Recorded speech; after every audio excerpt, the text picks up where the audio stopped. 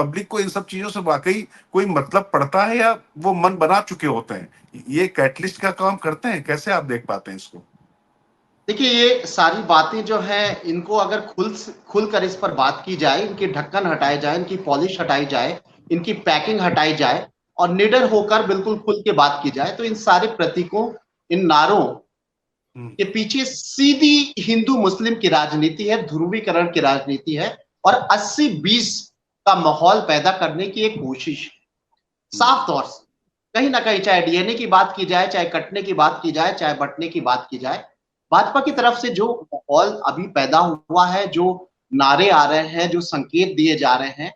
उससे साफ तौर से, जो मैंने इसको एनालाइज किया लोकसभा चुनाव से पहले, मैं बार बार इसका जिक्र करता हूं, एक माहौल उत्तर प्रदेश से पैदा हुआ था जो पूरे देश में था, हिंदुत्व की लहर थी। कारण क्या था कि राम मंदिर बहुत ही भावनाओं से जुड़ा हुआ एक विषय है। प्राण प्रतिष्ठा जब हुई तो पूरे देश में एक राम लहर थी, इस बात में कोई शक नहीं है, और वो कहीं ना कहीं भावनाओं से जुड़ा हुआ विषय था, लोगों में खुशी की लहर थी, बड़ा इंतजार किया गया, 400 साल का इंतजार रहा है, लोगों ने आंदोलन देखा है, राम मंदिर चर्चा में रहा है और उसका उद्घाटन होना, उसके प्राण प्रतिष्ठा होना एक बहुत बड़ी बात थी और बड़े सलीके से हुआ। और हम सब मान रहे थे कि कुछ महीने पहले लोकसभा के ये हिंदुत्व की एक लहर है और उससे फायदा पूरे देश को सबसे ज्यादा यूपी में होगा। मैं खुद कह रहा था, मैं जो गलत साबित हुआ कि 70-75 सीटें भी आ सकती हैं उत्तर प्रदेश में, लेकिन वो हिंदुत्व की लहर यूपी में ही हाशिए पर आ गई, कमजोर पड़ गई और भाजपा यहां से अच्छी खासी सीटें हार गई और इंडिया गठबंधन, समाजवादी पार्टी और कांग्रेस उसको, जो उस नतीजों के बाद मुझे लगा, मेरे जैसे आम इंसानों को लगा कि शायद अब भारतीय जनता पार्टी इस तरह की राजनीति, उनको हिंदुत्व, ध्रुवीकरण और लहर, इन सब चीजों से विश्वास थोड़ा कमजोर पड़ जाए और वो शायद विकास की बात करें, थोड़ा सा सुरक्षा की बात करें, जो उनकी सबसे बड़ी ताकत है, और इस तरह का एक माहौल थोड़ा सा उनकी पॉलिसी में चेंज आए कुछ, लेकिन चेंज नहीं आया। मुझे लग रहा है कि भारतीय जनता पार्टी ने यह विचार किया, ये नहीं सोचा कि लहर में या हिंदुत्व में या उस माहौल से हमें नुकसान हुआ, उसने ये सोचा, उनके पॉलिसी मेकर्स ने ये सोचा कि हिंदुत्व जो था राम मंदिर वाला लोकसभा चुनाव से पहले, वो सॉफ्ट सॉफ्ट लहर थी। एक लहर ऐसी पैदा होना चाहिए जिस लहर में हिंदुत्व की आक्रामकता हो, जोश हो, इमोशंस हो, और इस इमोशन से ही हम जीत सकते हैं, जैसा कि इससे पहले कुछ लहरों में भाजपा को फायदा मिला था।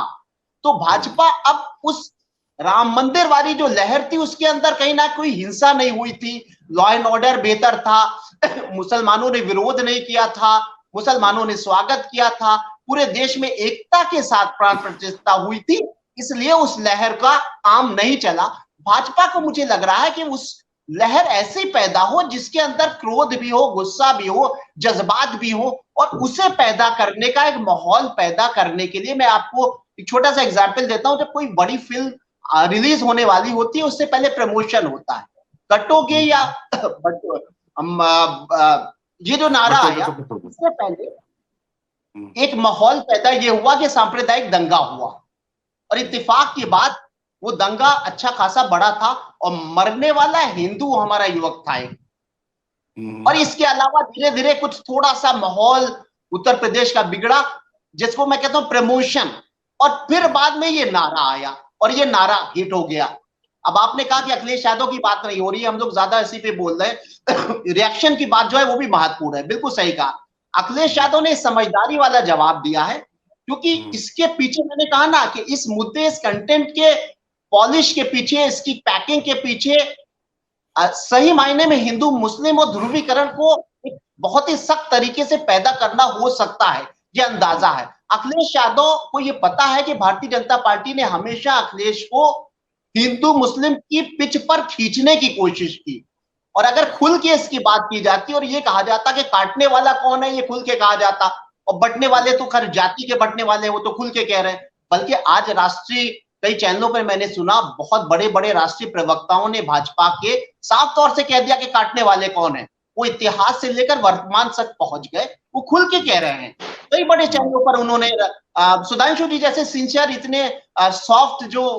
एक प्रवक्ता कहे जाते हैं भारतीय जनता पार्टी के, उन्होंने कह दिया कि हमें कैसे काटा गया, हमारे हिंदू समाज को किसने काटा और कैसे काटा। तो अखिलेश यादव ने ये इस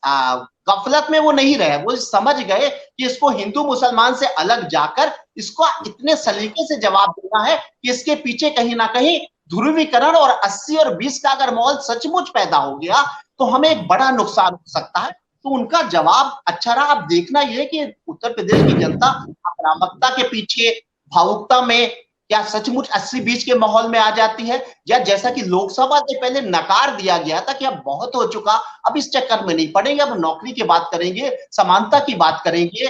महंगाई को कम करने की बात करेंगे,